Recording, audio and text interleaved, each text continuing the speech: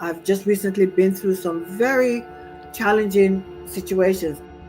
And at the point of almost despairing, I was reminded of some of the stories my grandfather told me, which was almost 50 years ago.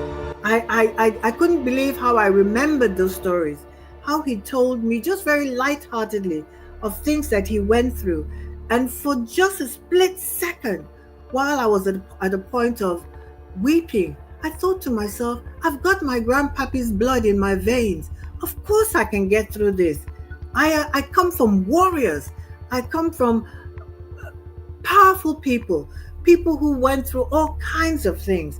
I come from people who were healers. Of course, I am a part of that lineage. I will get through this. And yes, I am getting through it.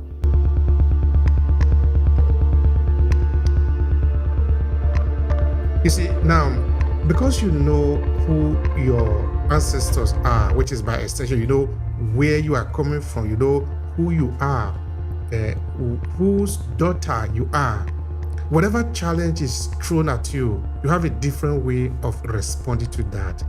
I think somebody needs to write that down, because if you don't know who you are, the son and daughter of who you are, you will walk in the world differently, because the knowledge of yourself suddenly give you a kind of antidote to walk in this world, to live in this world.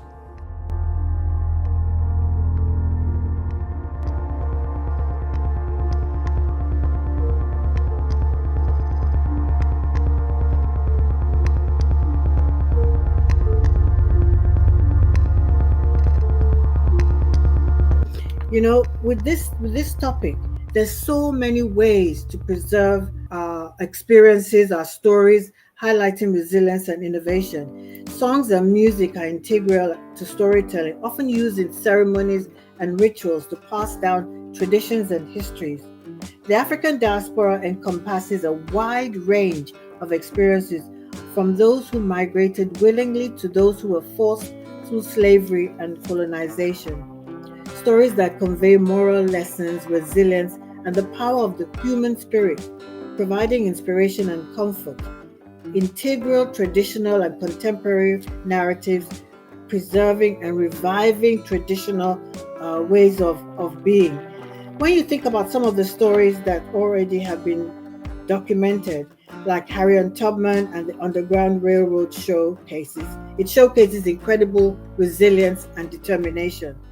The Maroons in Jamaica, and Sister Marta, you can correct me if I'm wrong, I understand that they established independent communities after escaping slavery, and this is an inspiring narrative to further inspire modern movements for autonomy and self-determination.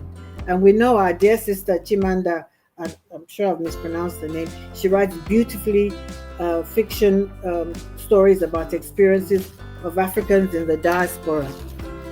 Blending traditional narratives with contemporary experiences allows for the creation of new stories that reflect the current realities of the diaspora.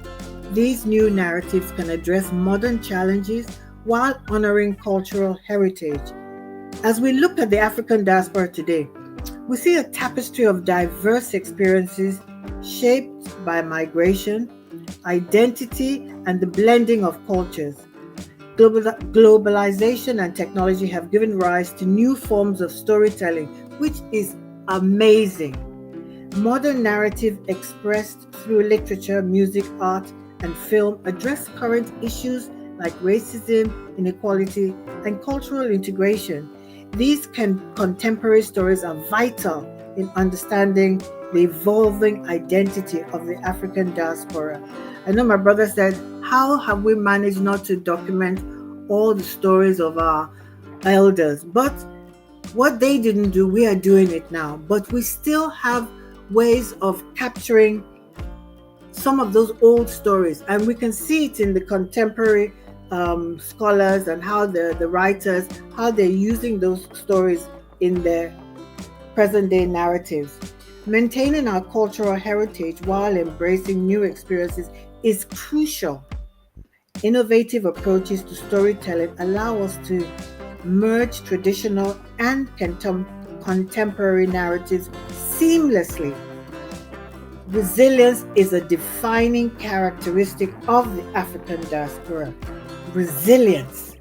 This is evident in both historical and modern contexts, from overcoming slavery and colonization to thriving in new environments. These stories of resilience are powerful. Additionally, the diaspora has contributed significantly to global culture and society through technological advancements and social movements. Celebrating these successes showcases the innovation and strength of our communities. Connecting with ancestors and understanding their stories of resilience can inspire people to overcome contemporary challenges. I'm reminded of I've just recently been through some very challenging situations, and at the point of almost despairing, I was reminded of some of the stories my grandfather told me, which was almost 50 years ago. I couldn't believe how I remembered those stories, how he told me just very lightheartedly of things that he went through. And for just a split second, while I was at a point of weeping, I thought to myself, I've got my grandpappy's blood in my veins. Of course I can get through this. I come from warriors. I come from powerful people who went through all kinds of things. I come from people who were healers. Of course, I am a part of that lineage. I will get through this. And yes, I am getting through it. So this is just my beginning intake of this topic. I'll pass over the mic to you. Hello, and thank you for checking out this video. I'm Obehi Ewanfoh, the host of the African Diaspora Storytelling Series. Every 2 weeks, we meet up on LinkedIn to talk about different ways we can leverage the power of storytelling as people of African descent. Now, this is it. We are uniting the millions of Africans in the diaspora through the power of our story. It does sound like what you are interested in. Make sure to subscribe to this channel and share this video with your friends who might need it. Now, back to today's conversation. Thank you so much for that. That is really enriching. It's really enriching, this input too. Of course, we know that good value are what the people here are getting, and that is what they are supposed to get, and that is what we promise them. And I'm happy that we are doing this. This is really very important. This is important. You see, now, because you know who your ancestors are, which is by extension, you know where you are coming from, you know who you are, whose daughter you are. Whatever challenge is thrown at you, you have a different way of responding to that. I think somebody needs to write that down. Because if you don't know who you are, the son and daughter of who you are, you will walk in the world differently. Because the knowledge of yourself suddenly give you a kind of antidote to walk in this world, to live in this world. There was a film, I think it was done in 2015 or 2005, if I'm not mistaken. It was a film talking about a revolution in the United Kingdom. The name of the film is V for Vendetta.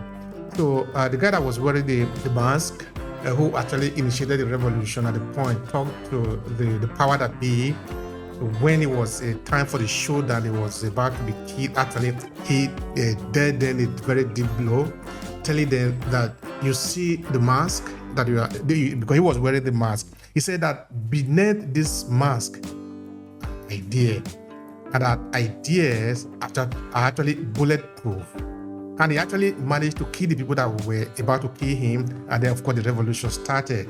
So that the people put together, pulled down any obstacle that was on them.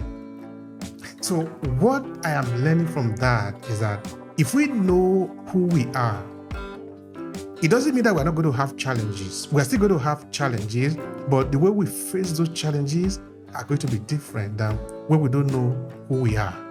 So the knowledge of who we are is fundamentally important. That is what we are talking about today. Our generational story, the story of our fathers, the story of whose shoulder we are standing on. You see, it is said that we can see far ahead of us because we are standing on the shoulders of giants. It is the story of those giants that we are talking about. Those giants are our ancestors, those who have been here before us. There is a good example I usually give in line with this when we are talking about this storytelling. In that, I grew up in a village in southern Nigeria.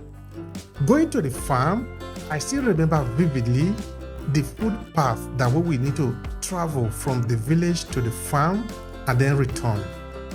And when I look at that road, that very tiny road that we need to walk through, you see that road is an evidence that somebody have passed that place before. That road is a story. That road signifies the fact that you don't need to construct a new road. There is a road that is already created for you because you are going to a place. It is the story of the people who created that road that we are talking about. Because there is a track for you to take. You are not going to build everything now, everything you are just new. No. That is the importance of me writing the book of the experiences of the African that I met here in northern Italy, the city where I live, so that when somebody comes, you need to know the story of the people that have been here before you. What have they done? What has been their experiences? Because when you know, you shape the reality according to how you want it, but at least shape it based on the fact that you already know what is possibly can happen here.